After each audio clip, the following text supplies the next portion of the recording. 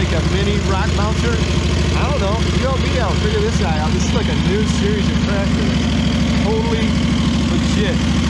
You want to see the owner of this guy? The guy who crafted this without anything other than cardboard and in his own mind.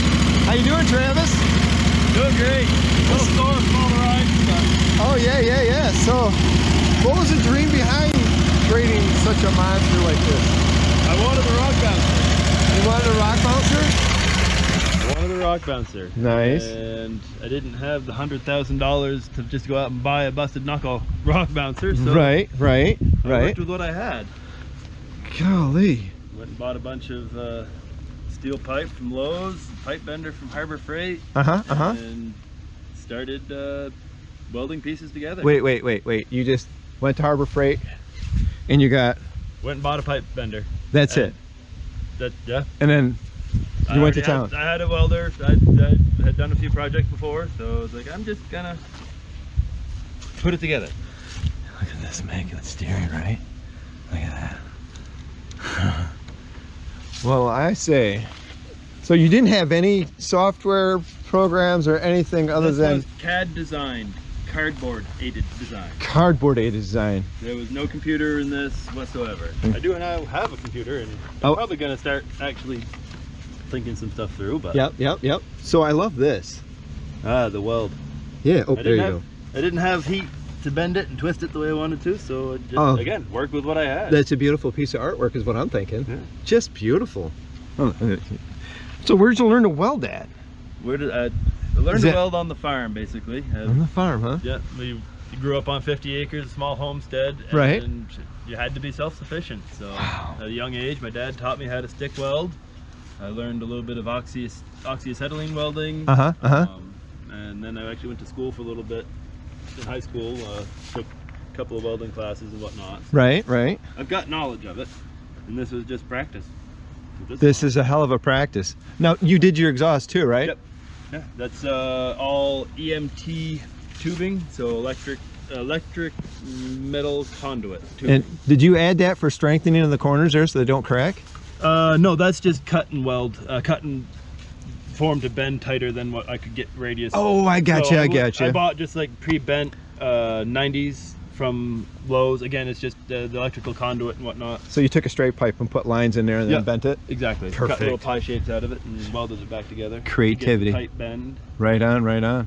Creativity at its finest. 633A, guys. Now, aren't you guys working on something that's really special? Would you care to talk about that a little bit? Trying to, and I've got to do a little bit more machining to it, but we're trying to swap over to 1.1/8" straight axles.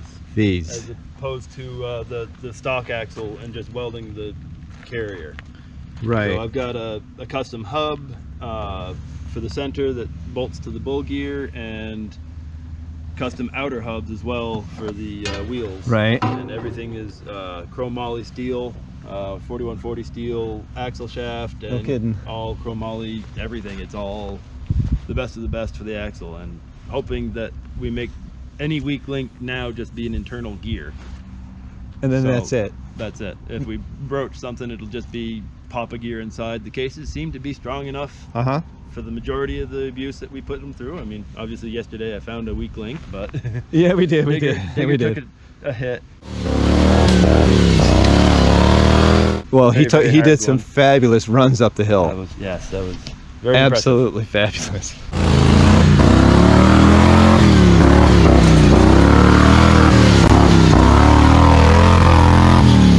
But I love this. This is so awesome, and then this is just fabulous.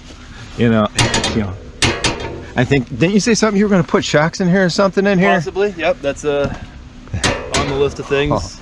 Could you imagine? Just come down here and there's your shock engagement, and then you hit the spring. Oh, I can see that. Maybe those little gas shocks that you get on cars or something. Gas shocks. That might be enough. It just needs a little bit. Yep. And that's a 999 motor in there, correct? Yep, Generac 999 with a custom intake adapter to swap it from the propane to just a Mikuni 34 millimeter flat slide. Was that originally a generator motor then? Yes. Okay. So tapered shaft. I did the custom machining work to the shaft with a grinder. to make the pulley work. I got it actually within like 5 thousandths Right. of So you went to a cast. I decided to go to a cast front. It seems to give a little bit better, smoother engagement and disengagement. Unfortunately, they don't have anything cast with a tapered 5/8 shaft for the transaxle side. How did you fix a transaxle side? So the transaxle side over here. That's a tapered shaft also like this. This one I ground to a flat 1-inch. Oh, I got you. I got Took you. a grinder and did a hand machining. And then went right after it. Oh yeah. Yeah. I actually have a story for that one too. I ended up with a piece of metal in my eye because of that. Oh no. I ended up having to go to the hospital, and that's why I have glasses. Oh.